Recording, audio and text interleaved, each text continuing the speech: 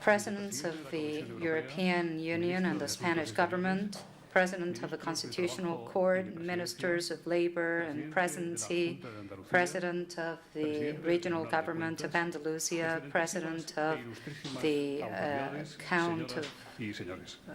the Court of Accounts, ladies and gentlemen, I'd like to welcome you and thank you for coming to this ceremony where we're going to present the New Economy Forum Award on occasion of the 10th anniversary of our organization, which has been granted to the European Council and presented to its president.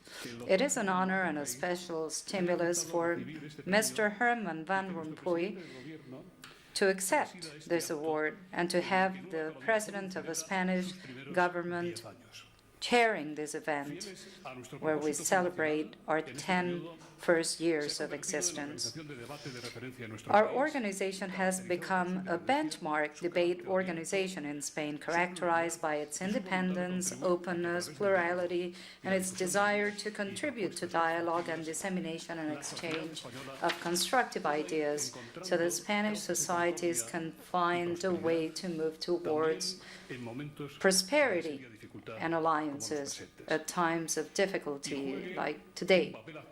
And we want Spanish society and Spain to play an active role as a member of the European Union, as an essential ally of Latin American countries, and as an active protagonist of international community. Our task is possible thanks to the participation and trust of our keynote speakers. Without their trust, it would be impossible to have such intense activities. More than 250 presentations a year in 8 different Spanish cities, with the participation of the most relevant figures in the world of politics, economics, and society.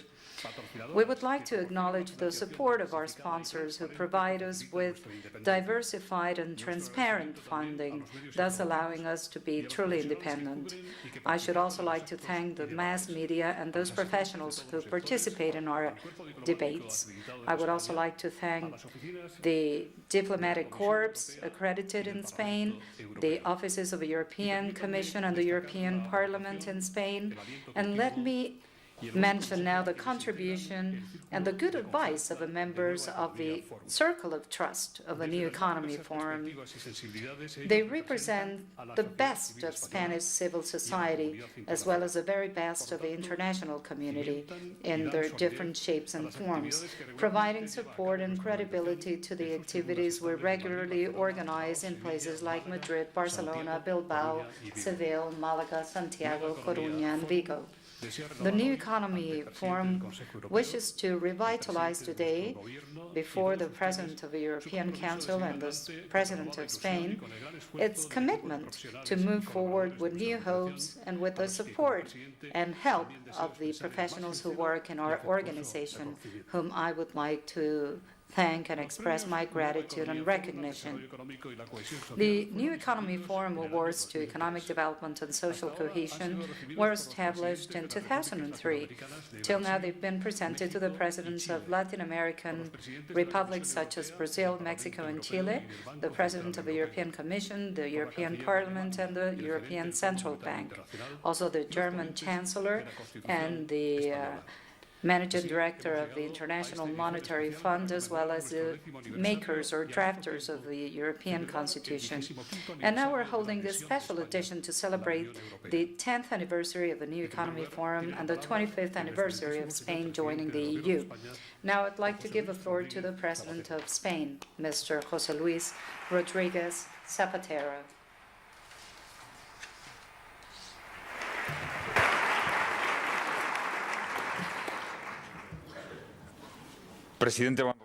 President Van Rompuy, ladies and gentlemen, it is a pleasure for me to participate in this award ceremony where this award is presented to the European Council, represented here by its standing president, my good friend, Herman Van Rompuy. I'd like to thank you for the invitation, and I'd like to congratulate the New Economy Forum for this initiative to give this award today to a personality with the political and intellectual level of President Van Rompuy. Spain is a country with a European vocation, whether it likes it or not, in good times and in bad times. I think it's a good thing that we have a chance to prove ourselves as Europeans, and not only the government or institutions, but also private institutions such as this forum. So thank you very much and congratulations. Ladies and gentlemen, as you know, the European Council was created in 1974 as an informal forum that gathered heads of state and government of the member states of the European Union. Since then, it has acquired new relevance from a legal and political point of view. It has become a supranational body recognized in the Lisbon Treaty as an institution of the European Union. The European Council, ever since it was created, has been the key body in terms of guiding the process of European construction. All the major treaty reform processes have been triggered by the European Council: the European Monetary Union, the Maastricht Treaty, and the negotiation process that led to the Lisbon Treaties, amongst other things. It is a council that has adopted the main guidelines for political decisions. Financial decisions and enlargement decisions to new member states have been adopted and guided by the European Council. The European Council has expressed the political will of member states to face the different economic and political crises that Europe has had to face. And it is the European Council that has made all those statements that have reinforced the position of the Union in the international community. So when we talk about the European Council, we're talking about the highest level, where all political leaders and presidents of the Commission have established the guidelines for political action in Europe in the last few decades, so much so that a lot of Union policies maintain references to the summits or meetings that gave rise to them, like the Hague program or the Stockholm programs, as well as the Copenhagen program or the strategy of Lisbon of 2000. Of the year 2000. Today, more than ever, due to the impact of the current economic downturn, it is the European Council, as President Van Rompuy has said in his recent speech on the visions of Europe, we need to combine an idea of the future with an effective response, a timely response to face new realities. During the last year, we've had a chance to perceive very clearly the responsibility of the European Council and the need to strengthen the image of unity and consensus of all member states. In this new framework, the creation of the President of the Council figure and the appointment of Herman Van Rompuy has had extreme political relevance. On the one hand, we had to give continuity and visibility to the work of the Council, and secondly, it was essential for this job to be performed by a well-balanced person, capable of dialogue and communication with the different member states and the different European institutions. At the end of the day, we needed to give the European Council a permanent representation that gave consistency to its leadership. President Van Rompuy, during his first year of mandate, has had to face major decisions in the process of economic reform and has forced us to think about the European foreign policy. Under his leadership, the European Councils have worked with more dynamic and efficient agendas, and they've been summoned to participate in ad hoc meetings. These are difficult times, very complex and uncertain times, which test every day our abilities. It is in this context that our guest has had to accept a new responsibility, making decisions for the present and the future of the Union.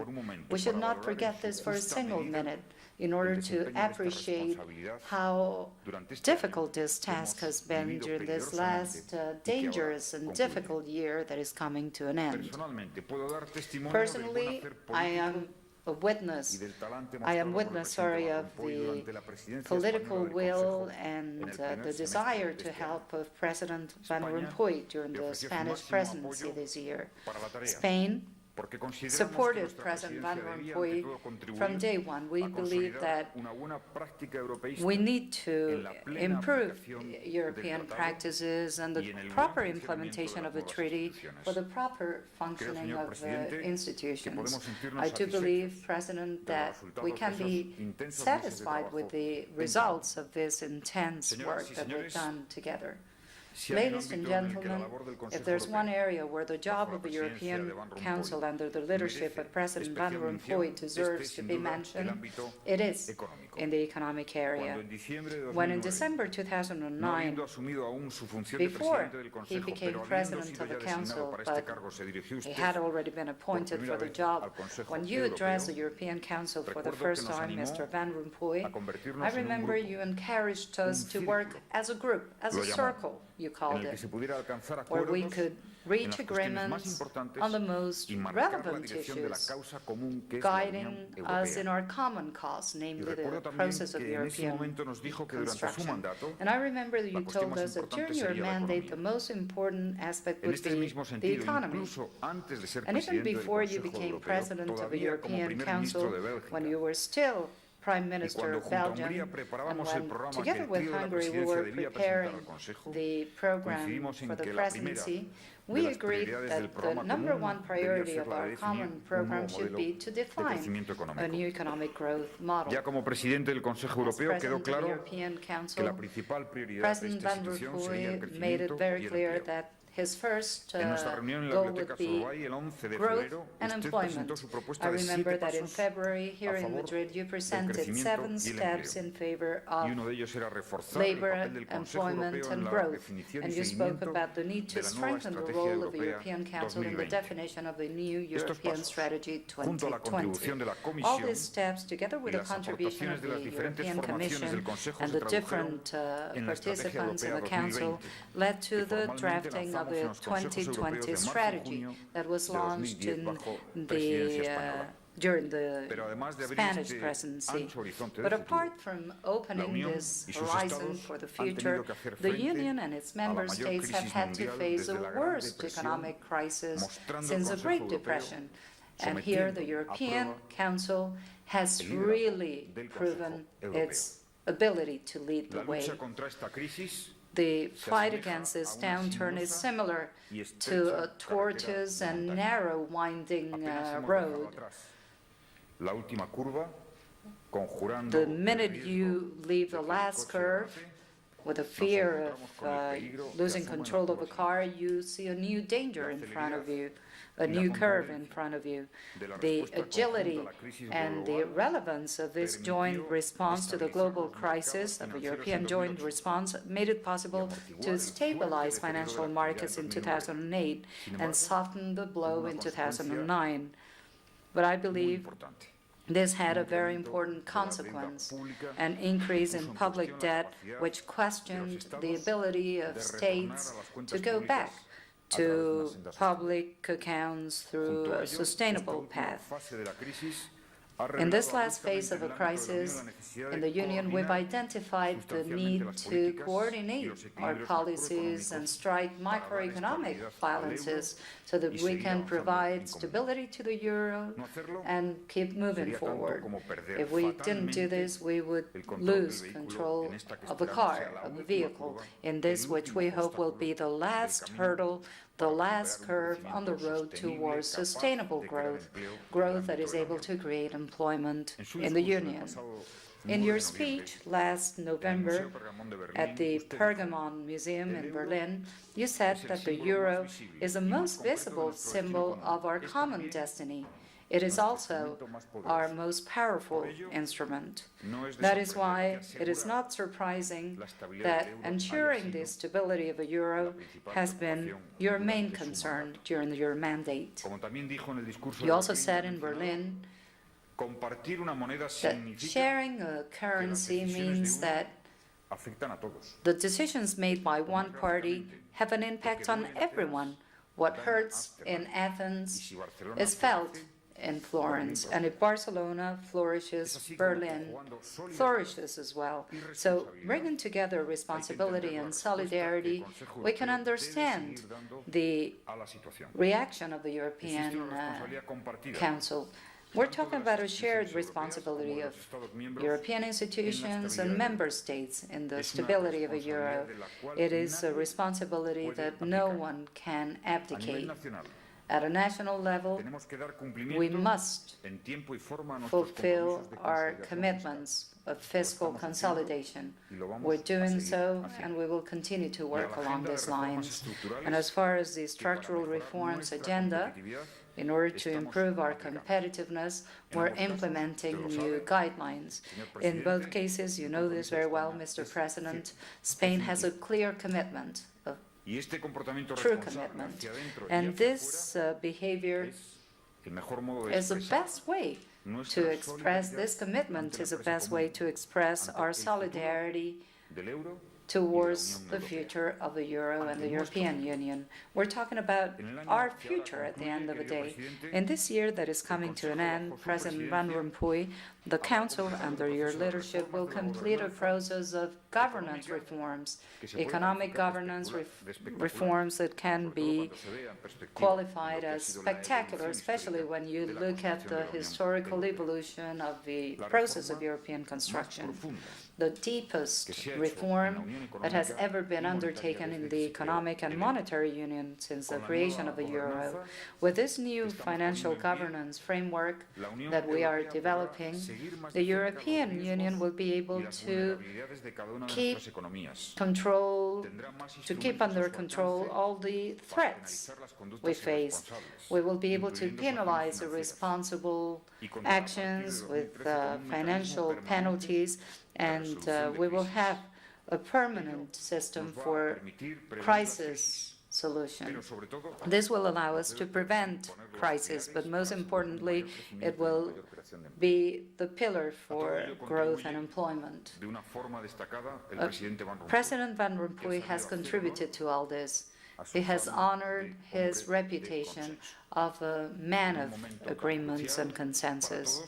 At such a crucial moment like this, the presidency of the European Council is in good hands. This award that is presented today to President Van Rompuy by the Forum of a New Economy is a way of expressing our gratitude and our acknowledgement, as well as our recognition, the recognition of all Spaniards, the recognition of a very large number of Europeans, because Spain and Spaniards are first and foremost European and pro-European. So congratulations, my good friend. Thank you very much.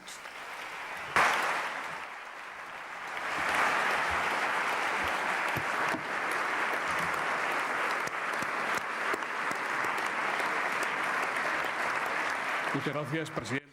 Thank you very much, President Zapatero. Having consulted the members of our Council of Trust, the New Economy Forum decided to give the award to Economic Development and Social Cohesion in this special 10th anniversary edition to the European Council, presenting it to its president, Mr. Herman Van Rompuy, as a recognition to the role played by the European Council in the past, as an expression of the hope and the trust deposited by the European and its citizens and Spanish citizens in the future work of these institutions in order to develop the Lisbon Treaty, continue with the process of European construction, and improve the protagonism of Europe in the world.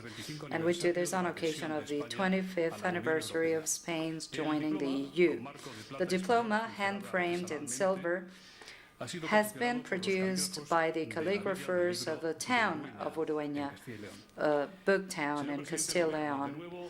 President of the Spanish government, again, we would like to thank you for presiding over this ceremony, and I would like to ask you now to hand this award, to present this award to the President of the European Council, Dr. Herman Van Rompuy.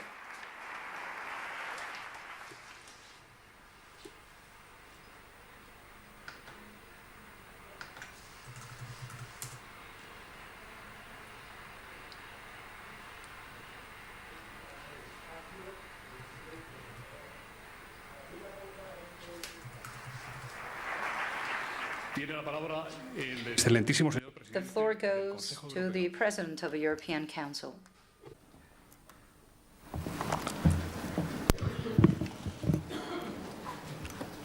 Presidente, querido José Luis. President, dear José Luis. Ladies and gentlemen. Gracias, José Luis, por tus amables palabras.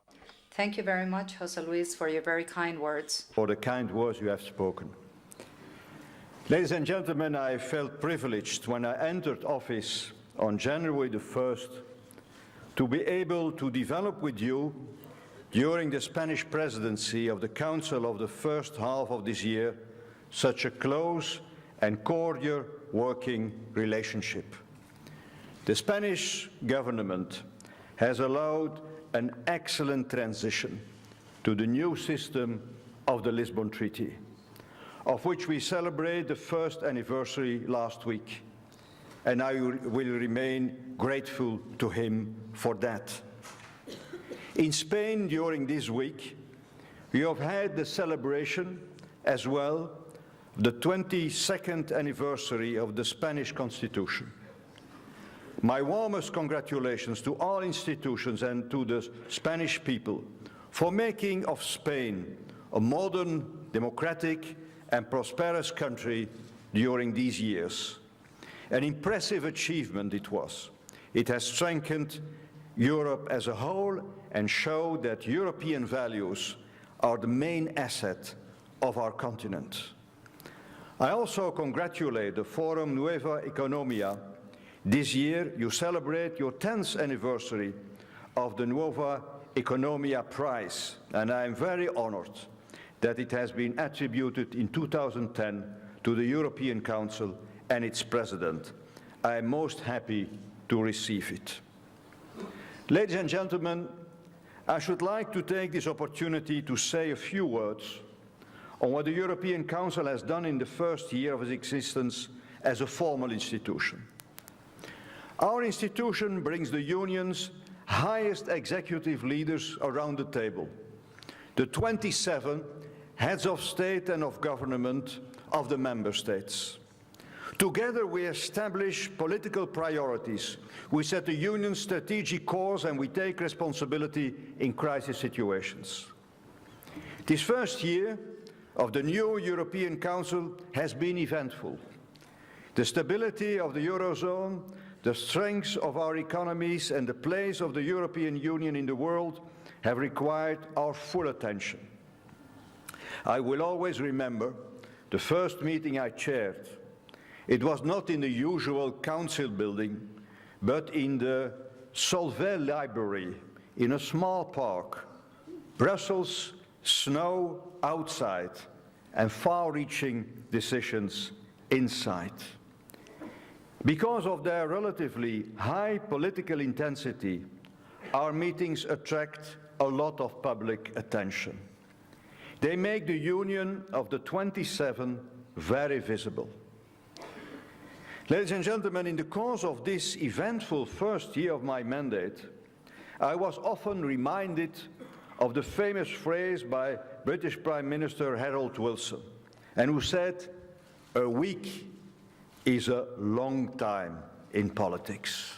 Indeed, so I am always glad when once again, like tonight, it is Friday. Oof, it is Friday. And the more so for another reason. In financial matters, one has recently noticed the somewhat strange situation in which the markets seem to have the working week at their disposal, whereas the politicians do a part of their job in the weekend when the markets are closed. There have been amazing political achievements, though, during those busy bee Saturdays and Sundays. So tonight, here in Madrid, I propose an amendment to Harold Wilson's quote, "A weekend is a long time in politics." Or in Spanish, I apologize for the quality of my Spanish, "Un fin de semana es mucho tiempo en política." Ladies and gentlemen, politically, the past year was dominated by the public debt crisis in the Eurozone. The issue was at the agenda of all our meetings and almost permanently in the headlines in between. Even if only 16 member states share the single currency, all 27 members are fully convinced that the stability of the Eurozone is in the core interest of the Union as a whole. The decisions we have taken, notably in May and October, constitute the biggest reform of the Economic and Monetary Union since the Euro was created. In the early days of May this year, when the Greek crisis became the crisis of the Eurozone as a whole, the European Union took unprecedented measures. It was without doubt the most momentous of those weekends. It started Friday evening with a dinner of the 16 leaders of the Eurozone, and it ended in the early hours of Monday morning with an ad hoc safety net of 750 billion euros. We were able to achieve this because all institutions and member states work together. The European Council, the ECOFIN, chaired by Vice President Elena Salgado, the Eurogroup, the European Commission, the national governments, the European Central Bank. We all work together in the true spirit of the Lisbon Treaty, the spirit of cooperation. This concerted response showed the Union's capacity to act is beyond doubt. It was a special way of celebrating another birthday, the 60th anniversary of Europe's founding moment, the Schuman Declaration of the 9th of May, 1950. In the spring crisis, we built a lifeboat at sea in a stormy situation that was no mean feat. However, it was clear to all of us that we needed to draw the right lessons for the future, both to prevent such a crisis where possible and to enhance our capacity to deal with the crisis. That twin goals has been the European Council's priority in the second half of 2010. Ladies and gentlemen, we have achieved it. In October, the European Council has sealed a solid pact to strengthen the stability of the euro. 3 sets of decisions stand out. Firstly, a stronger stability and growth pact. This will substantially increase fiscal responsibility. Sanctions will kick in earlier, on more grounds, and be decided more easily. Secondly, a new form of macroeconomic surveillance. This will allow us to better observe the economies of our countries, their competitiveness, the risk of housing bubbles, and other weaknesses. We will act and correct if necessary. Problems we have faced could have been prevented if we had had these instruments before. The third important decision concerns our capacity to deal with the crisis. In October, the European Council decided to establish a permanent mechanism to safeguard the financial stability of the euro area as a whole.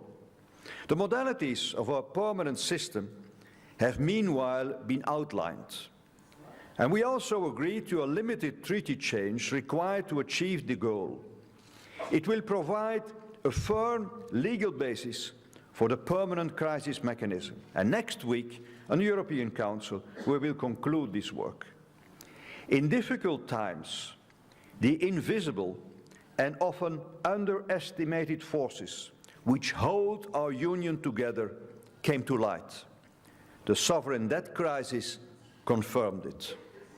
As Nobel Prize winner Mario Vargas Llosa has recently said, and I quote, "When common sense and rationality prevail, and the political differences are set aside in favor of the common good, incredible things can happen."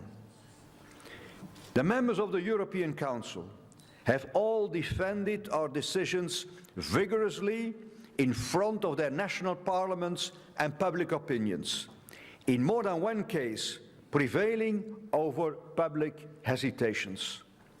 All colleagues show the political determination required for us to collectively ensure the stability of the euro for the sake of the European Union as a whole and for all its citizens.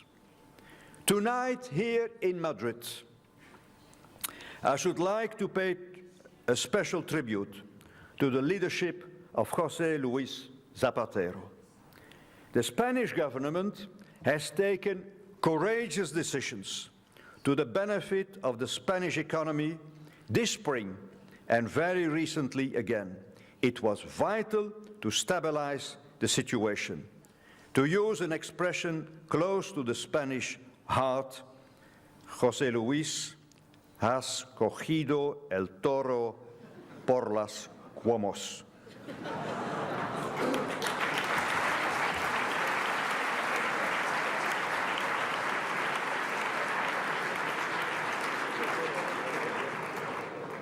For those who haven't understood it, you have really taken the bull by the horns. Last week, Spain announced very concrete and impressive additional measures complementing the package decided in May to cut the deficit and the public debt and enhance growth potential. Your neighbor Portugal has passed a budget fully consistent with the recommendations given by the Commission and the Council in the context of the excessive deficit procedure.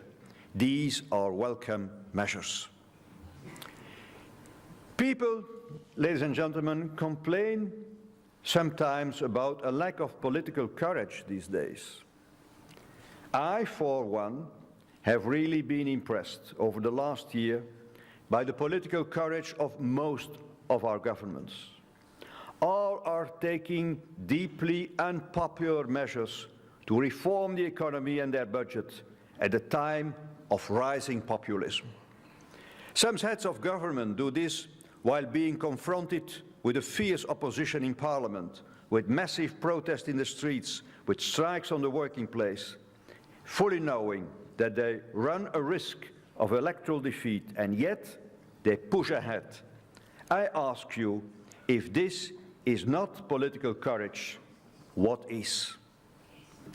Ladies and gentlemen, these determined decisions are necessary here in Spain as elsewhere in the Union. All European countries have to modernize and reform their economies.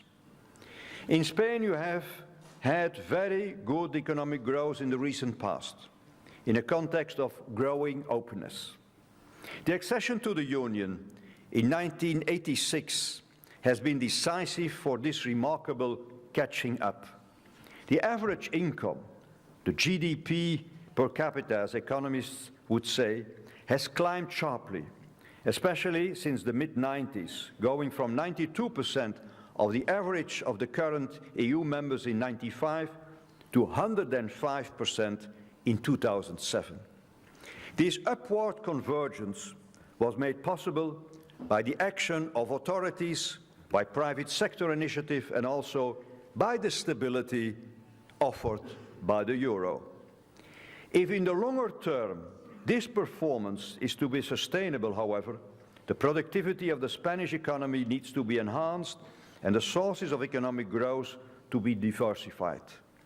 After going through this moment of adjustment, there is every reason to have full confidence in the resilience of the Spanish economy.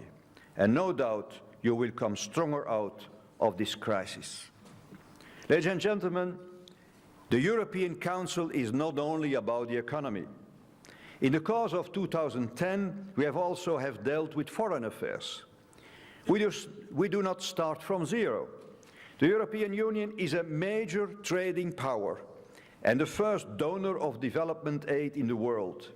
It plays a stabilizing role in its neighborhood, for instance in the Western Balkans, and it has in the past years launched a number of civil and military crisis missions.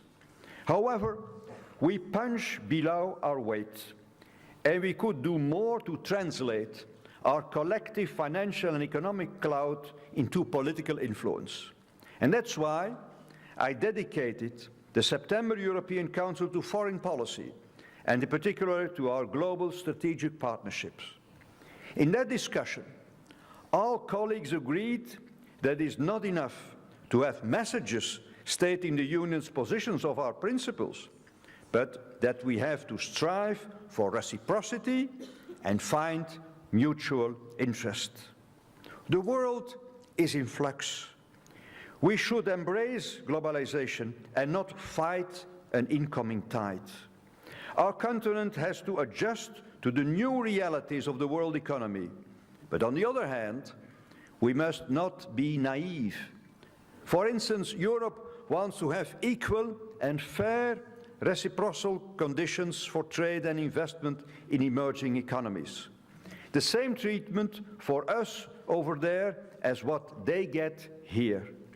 This is a message which during bilateral summit meetings, Commission President José Manuel Barroso and I bring to other global players, such as the United States, Russia, China, and this very morning, India. And we bring that message on behalf of the 27 heads of state and of government, and we will continue to do so.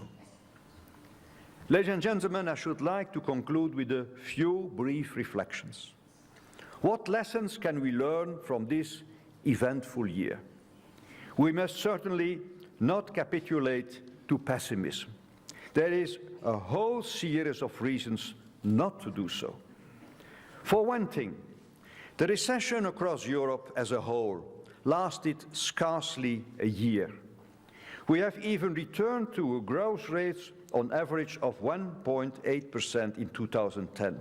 Of course, there are certain countries facing now lower growth, also because their growth rates were artificially high in the previous decade. But in Europe as a whole, we have done incomparably better than in the 30s. The Eurozone is fundamentally sound, with a lower overall public sector deficit than several other big industrialized countries, and also with the balance of payment of the current account in equilibrium. Therefore, the Eurozone is not at the origin of the so-called imbalances at the world level. Today's problem of the Eurozone are the divergences within the Eurozone.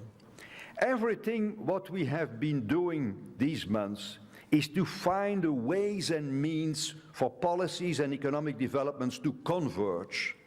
Since March, we have worked on this European economic strategy.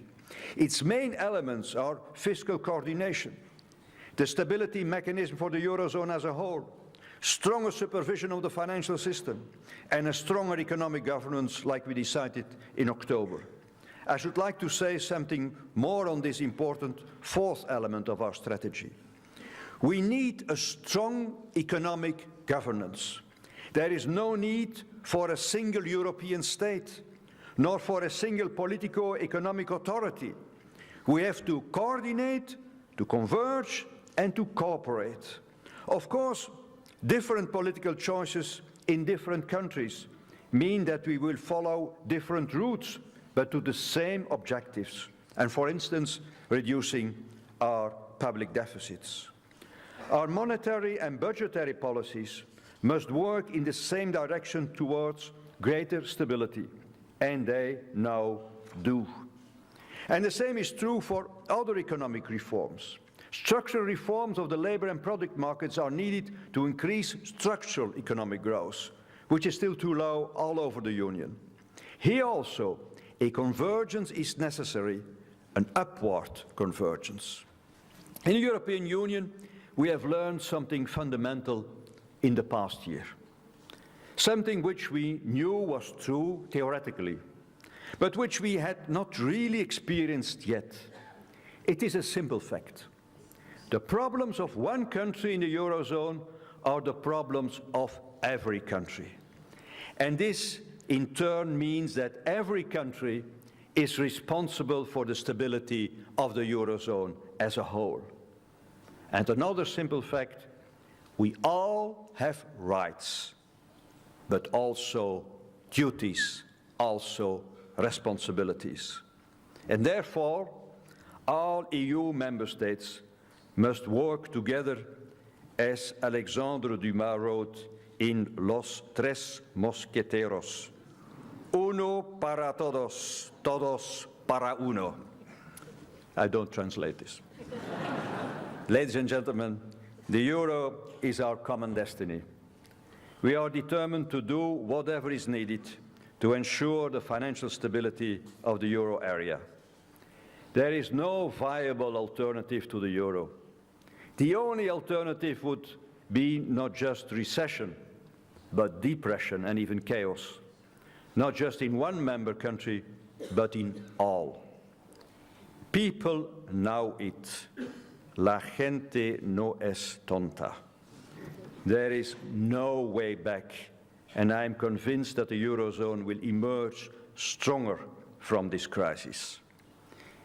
It would also be helpful if we cut down our political posturing with ever brighter ideas and instead focus on what is necessary and achievable. We know by now what everybody thinks. There is no need to repeat it every day.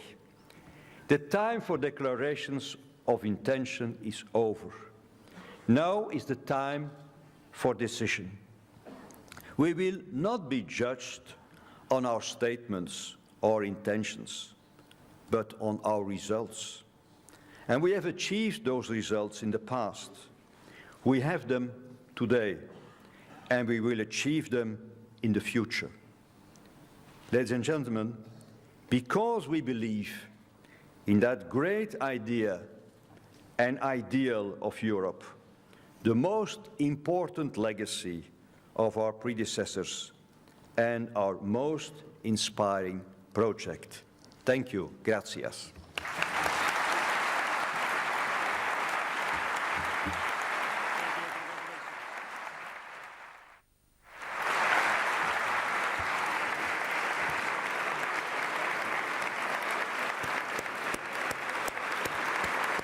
Gracias, presidente.